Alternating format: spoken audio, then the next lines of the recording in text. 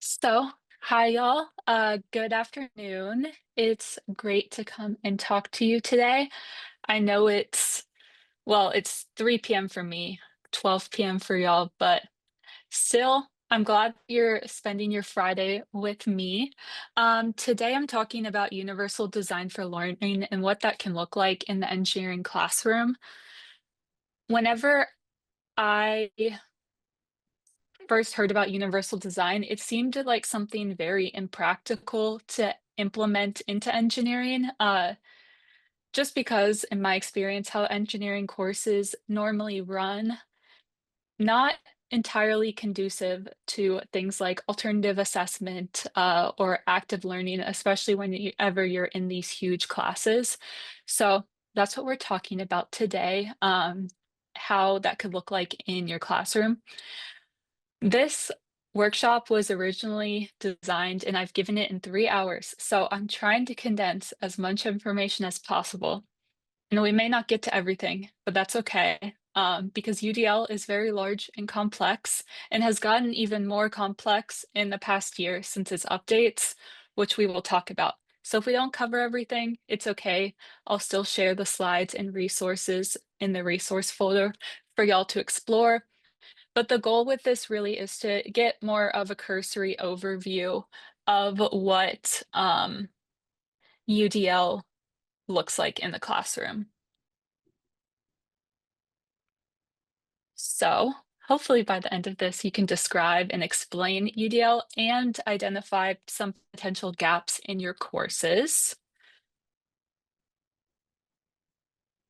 Dr. Dalal already gave a great introduction, but yes, I am Rachel Figard. I'm an assistant professor at the University of Georgia in engineering education and also mechanical engineering. So it's been interesting to kind of get both worlds of being an engineering educator and then also within a disciplinary based unit. One thing about universal design for learning that's important to know is where it started. And where it started was within the universal design realm. So if we think of universal design for learning, it is kind of like the baby or the byproduct of universal design, which is this larger concept that came out of architecture. And it's meant to help guide the design and composition of really everything, but they say product, environment, or system so that it can be accessed, understood, and used to the greatest extent possible, all without the need for adaptation or specialized design. So that's the big thing with universal design is it's usable, understood, and accessed by anyone without the need for adaptation. Um, and it includes both built, so physical products, digital, so user interface, user experience, and the larger environment that surrounds it. And why? So, an example that y'all may be familiar with is the curb cut effect. And what that's meant to describe is before there was a curb cut, which is that guess parabolic almost shape in a sidewalk that you see that dips down so that if you're on a bicycle or have a stroller or a shopping cart, you don't have a big bump. But it was originally designed for people in wheelchairs. So again, whenever they're going down, that they don't have this big drop that they're experiencing.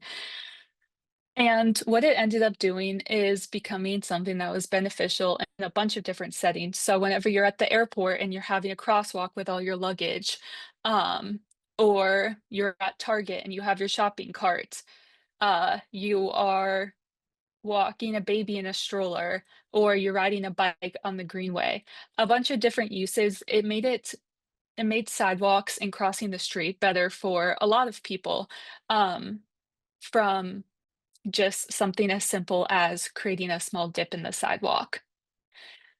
So, the idea behind universal design is that whenever you design for disabilities or people that have the most access needs, uh, you make it better, more convenient, and more usable for everyone.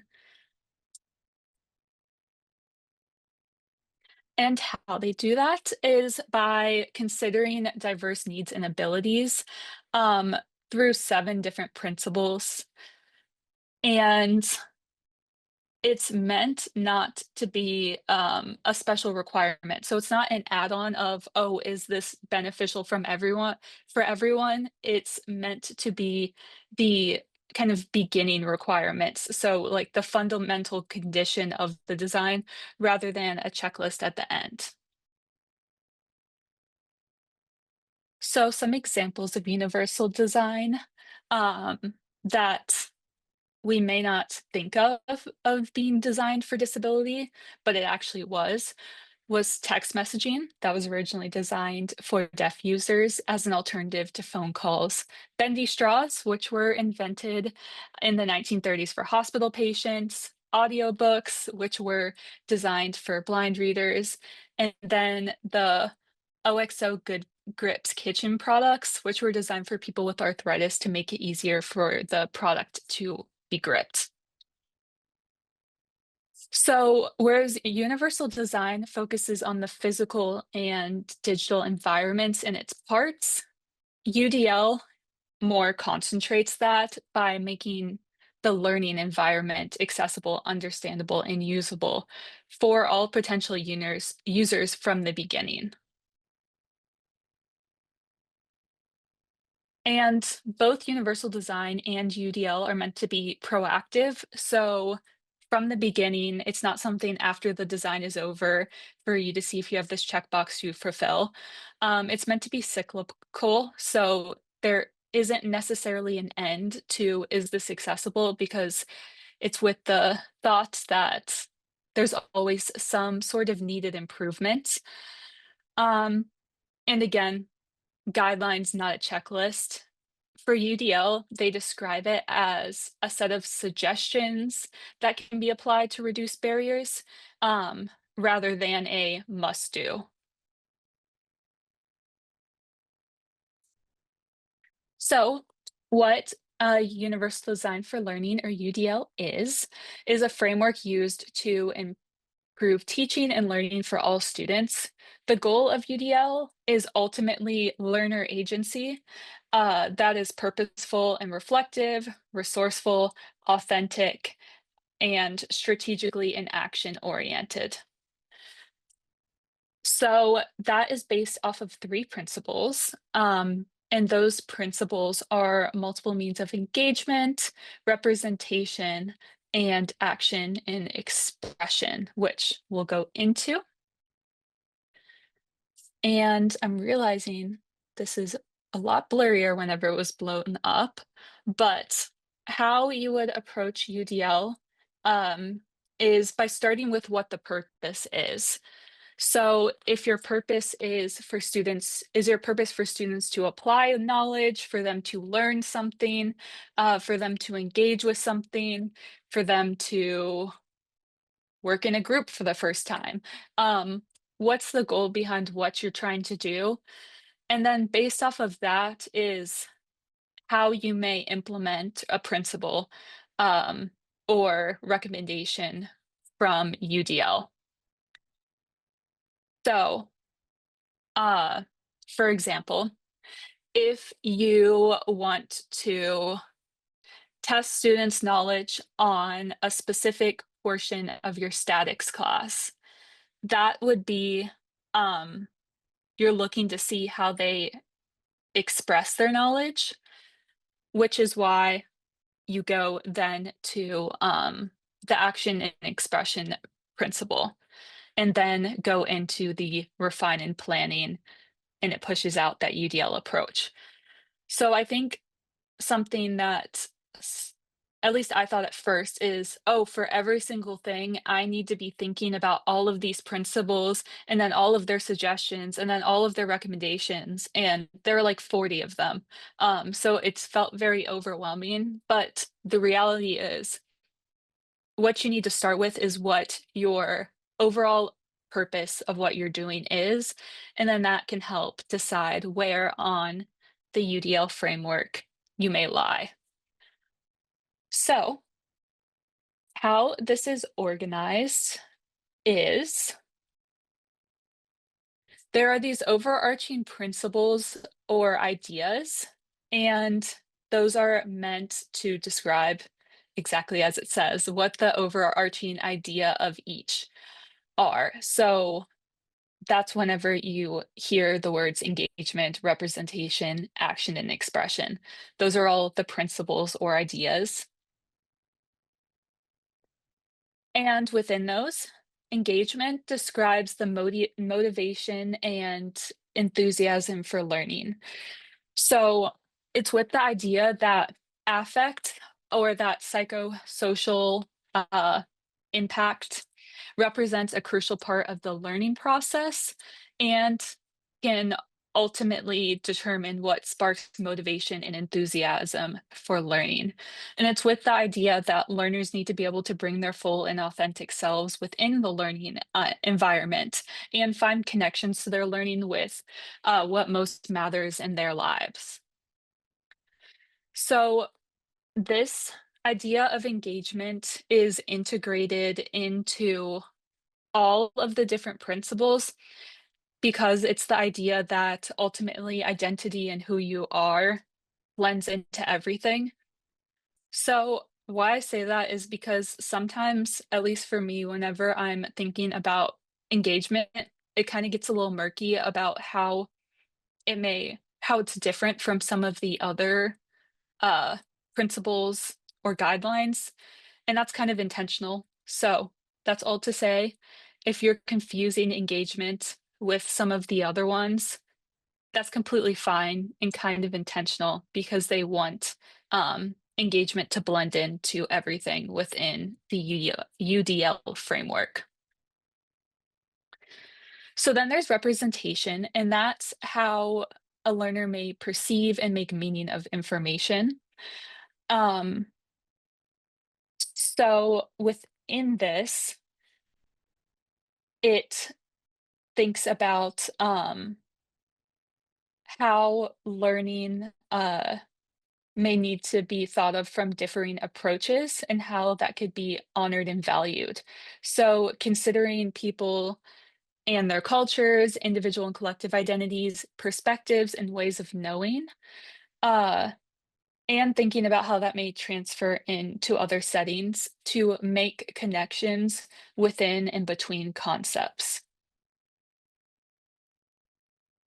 And then there's action and expression, which is navigating a learning environment, approaching the learning process, and expressing what you know. Uh, so, learners differ in the way they navigate the learning environment, approach the learning process, and express what they know. So, that's why it's essential to honor these varying forms of action and expression. Depending on the context, some people may prefer to express themselves in written text, but not speech, and vice versa. So, recognizing that um, this requires different practices and strategies for learners because they differ. And there's this reality that one means of action and expression may not be optimal for every learner, which is why it's important to offer different options for how to express their knowledge. And then there are these horizontal boxes where you see the words access, support, and executive function. And you can think of those as the stage in which you're supporting learners. So if the vertical boxes are the overarching idea or principle, horizontal is what stage are you supporting them. So, for example, access is them accessing knowledge, support is them supporting in that knowledge, and then executive function is kind of that higher level um, thinking. So that's a good beginning point if you're thinking, what is my overall objective? You may start to think of at what stage are you looking to support the learners? Is it with just being able to access the material? Um, is it within the learning process, or is it at a higher executive function level? And then within that, you have the guidelines, which are these larger subheaders. So, designing options for welcoming interest and identities, design options for perception, design options for interaction. Um, that is the overlap between uh, what you want to do and the stage in which it's at. So, narrowing it down a little bit more. And then further, you have the consideration. So, if you know the stage in which you want to address what you want to address, whether it's engaging, representing, or acting and expressing and learning, then you can narrow it down to, okay, what's a specific consideration or considerations that may help in doing this?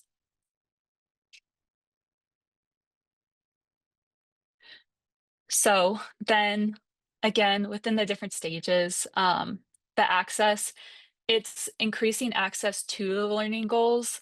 So I think this could be confused with support, at least whenever I was learning about this, because I thought, okay, access means how you're getting to the knowledge, so it's learning, but it's really just kind of the first step. Like, are you able to read the material? Are you able to access the web page? Kind of like the logistics involved before the learning happens. And then support is supporting the learning process. So I think that's often where UDL is thought of, that it's while learning is happening, but really it also brings in that before stage of even being able to access the material, and then the higher level executive functioning, um, which is strategy development, building knowledge. So, some misconceptions that I've heard about UDL, um, that I wanted to demystify a little bit was UDL is only relevant if you have students with disabilities in your course. Um, and to that, I would say it's relevant for everyone. And you may not know that you have students with disabilities in your course, but ultimately, what this is made to do is make the learning more accessible for everyone, including students with disabilities. Then, kind of relatedly, disability accommodations may take care of any accessibility modifications that you need to do. The reason why this is false is because disability accommodations only cover a very narrow set of accessibility considerations or needs that someone may have. Uh, so it does not, and it's with mostly the learning and assessment process. So there are a lot of things that UDL covers that disability accommodations do not. Um, no one has complained. My course is fine as it is. Uh, just because no one complained doesn't mean it's not working. Implementing the UDL approach in my course will take so much time, and I don't have time to redesign everything. That is what I'm talking about today. A lot of the things that I'm showing are smaller strategies of how you can implement UDL that are a lot more manageable than I think how UDL is more frequently positioned, which is like a redesign of active learning, which is great, but may not fully align with your class or capacity. Um, and then similarly, I can't implement UDL in my classes because I teach large lecture-based courses and UDL only works for small project classes. In the action and engagement, where I'm going to show a few different examples of how you could use it in lecture-based courses, it is, I do think it is more challenging in larger courses. Uh, I'll just say that from the beginning, but there are a lot of different things with UDL, like, for example, how you teach that is applicable no matter what course type you may have. So, within the first principle, which is engagement, we have three different guidelines, which are welcoming interests and identities, sustaining effort and persistence, and designing options for emotional capacity. So I wanted to narrow in on two of these. First, the sustaining effort and persistence. So, what this talks about is doing things like clarifying the meaning and purpose of your goals, optimizing challenge and support, fostering belonging and community, and offering action oriented feedback. So, oh, and then offering action oriented feedback. Whenever we think about feedback, what UDL is talking about is assessment being most productive for sustaining engagement whenever it's relevant, constructive, accessible, consequential, and timely, and how this is critical to helping learners sustain motivation and effort that's essential to learning. So they frame this in the sense of action oriented feedback, and I'm going to provide an example. So imagine that a student is submitting a plot for homework and the plot is correct numerically but hard to read. There aren't any labels and there are color only lines. So a point of feedback that an instructor may give is 6 out of 10, plot is messy, needs to be clearer. So there's some constructive feedback, but what could be better is describing exactly what went wrong and how they could do better. So your computer break frequencies and slope are incorrect. However, the feedback or the figure is hard to interpret without labels, units, or distinguishable line styles. And then some considerations of how they can make it better. So, what good feedback does is names what's works, pinpoints what's to fix, gives next steps, and is timely, kind, and concise. Whenever I give feedback to my students, I normally structure it like this. So I literally just put strengths, bullet point, room for improvement, bullet points, and I include where points were lost and things to consider in the future submissions. Honestly, after grading about 4 or 5 of the students' submissions, I normally have a pretty good list of the improvements and the strengths that I can reuse for all of the next submissions for students. Um, so that's one thing. UDL is a more time or can be seen as a more time intensive, as can feedback. But what I will say is within a 50-person course, once you have the first 5 to 6 submissions, you can kind of start reusing feedback points and still give very constructive and actionable feedback. So then another thing about fostering community and identity is getting to know your learners. So I wanted to provide some examples of what I've done in grad and undergrad classes. I know this will be really fast and I'll provide them in the resource folder for y'all to access after this. But some easy things are a getting to know you questionnaire. I ask them about their first name, last name, pronouns, year in school, hometown, and then one thing, a fun or boring fact about themselves. A lot of times they get stressed out by fun facts. So I say boring facts are fine too. And I provide an example of what a boring fact is. So I say, my boring fact is that I hate ranch dressing. And then that normally gets them thinking of just random boring facts about themselves that lets me know them a little bit better, which is always fun and makes them feel like I actually care about them and how they show up to class, which I do. So then I also ask about course expectations and access needs. So the main points to take away of this, I ask them about some things they expect of me to help facilitate their learning, some ways in which they had instructors or instructors approached a class that they found really helpful or really unhelpful. And then I define what accessibility is, describe how that can be used in the terms of disability, but is often a lot broader. And then I give some examples of that, like providing timely feedback on assignments, or that you prefer when projects are broken up into milestones instead of having just one final large submission. Um, and I ask them what access or accessibility needs they may have or want to be successful in the class.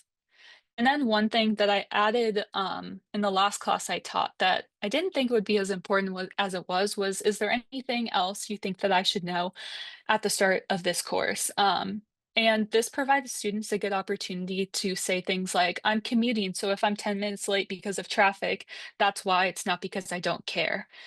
So including something like that ended up being really informative and I think ultimately helped with giving grace and meeting students where they're at in the learning process.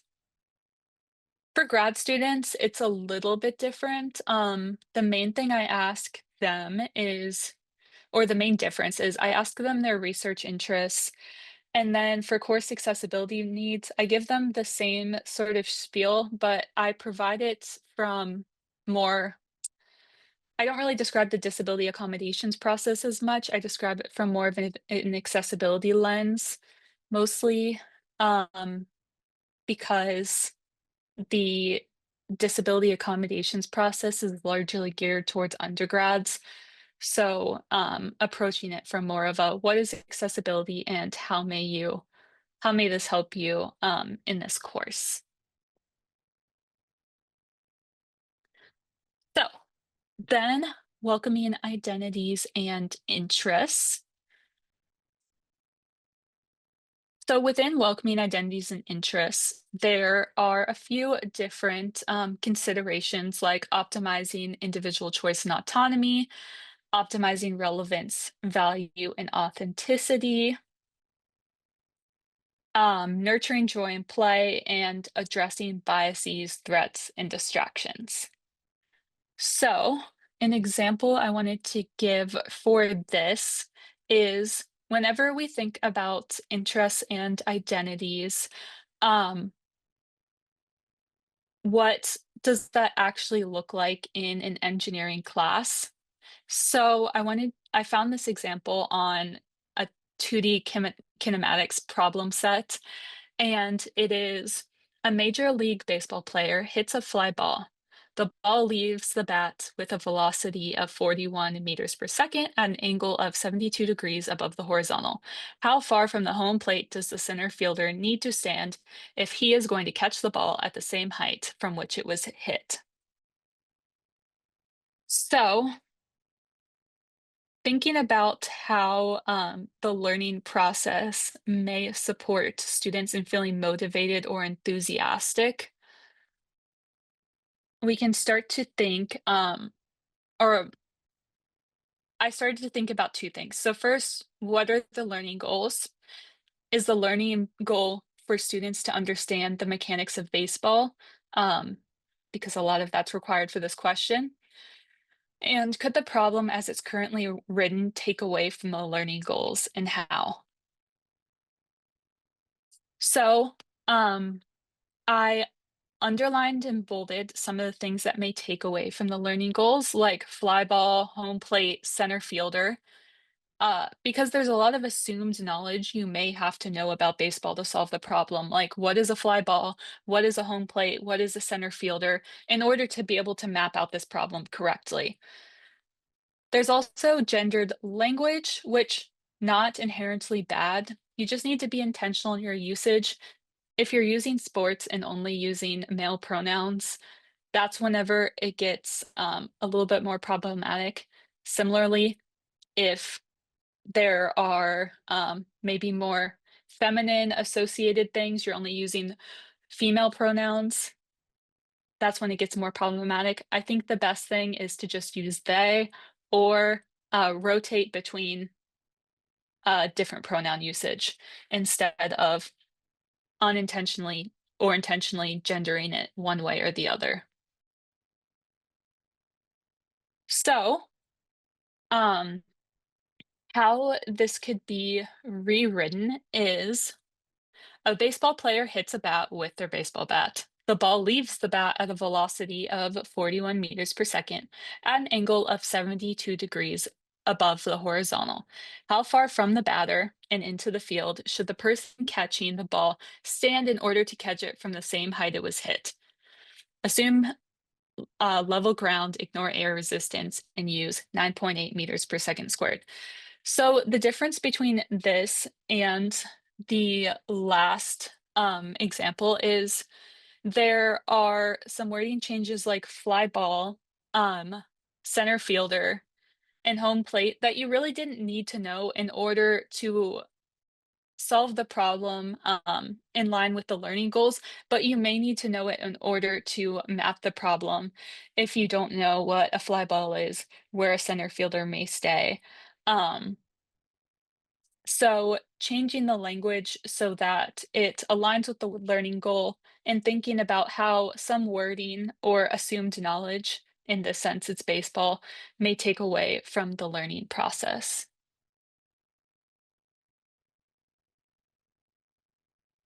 So I'm going to skip this from time's sake and talk about providing multiple means for representation. So within the representation, the three guidelines are around perception, language and symbols, and building knowledge.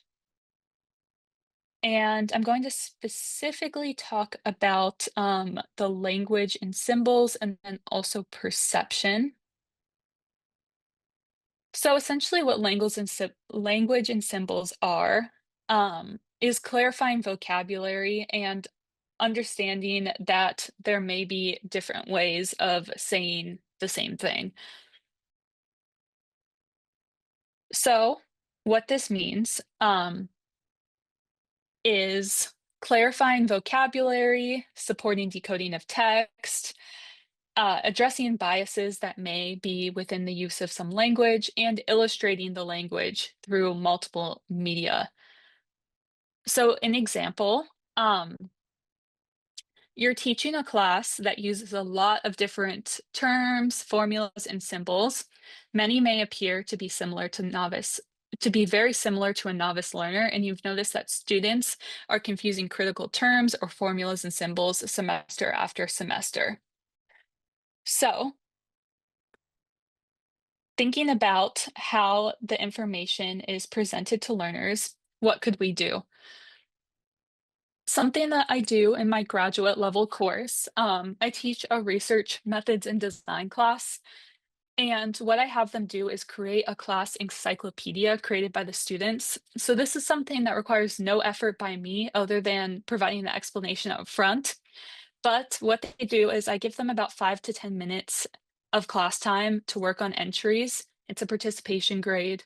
Um, and again, it's created by students. So they put in key terms and I outline exactly what I want them to put. So I want them to put the key term, I want them to define it, to provide a academic source, provide an example, and then related terms. So this helped them with differentiating the terms and also describing in their own words to help learn it and re-explain it. So some examples, uh, they put in the word validity, a definition, the source, the example, and then some related terms. So they said the related terms were reliability and measurement error.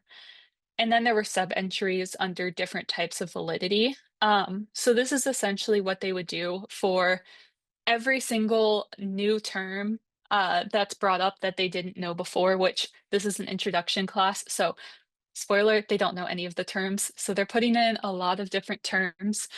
Um, and they're doing it at the beginning of each class, normally putting in the terms from the previous class and updating this encyclopedia. So now, perception. What perception is supporting the customization of information and how you display it, supporting ways for people to perceive the information, and also representing a diversity of perspectives. So, while image, graphics, animations, or videos may seem like an optimal way to present information, uh, especially whenever the information is about relationships between objects or actions or events, it's important to understand that all learners may not have the same access to information. So, this is why providing non visual alternatives is important. So, how you can do this is by supporting opportunities to customize the display of information. Um, and it's not you customizing the information. I want to make that clear. It is you providing ways so that the learner can customize the information. In general, harder to do with print materials. Digital materials allow for some more flexibility. Um, so some things that may a learner may want to customize is font size, character and spacing, character width, background color, background text, images, audio and video. They may want to turn up the volume, turn down the volume, turn up the speed, uh, or adjust the layout in some way. So to supporting customization, generally, it is better to use files like Word, PowerPoint, HTML versus a PDF or other scanned image, um, because it allows you to customize it a little bit more. So, whenever you're thinking about data analysis specifically, some considerations are instead of sharing this only the screenshot of the table and figure, share the actual table or underlying data, whether that's in CSV, Excel, or whatever, or a tagged PDF on Adobe, which I have some resources to if you need it to be in a PDF or printed version. Providing a PowerPoint or Word with charts pasted as images is a do not. Instead, you can embed the chart so it has the actual linked data. Making sure your Excel sheet doesn't have anything like merge cells. Instead, provide a tidy sheet that has one header, one record per row, no merge cells, so that a screen reader can read it easier.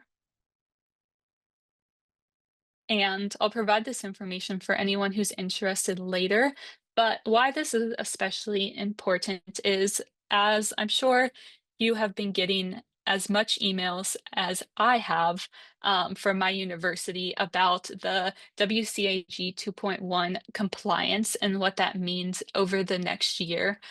So, what the compliance says related to UDL is that created content has to be presented in different ways or without losing information or structure. So it needs to be adaptable to different learners. Um, and in the resources, I have some things about what that means and how you would do that on Adobe, uh, different Microsoft like Word, PowerPoint, or Excel, and then more data analysis specific. But I'll provide those in the resources for y'all. And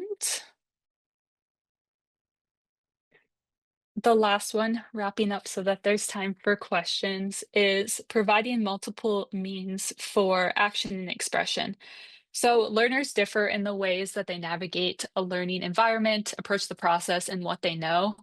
And that's why it's essential to offer and honor varying forms of action and expression.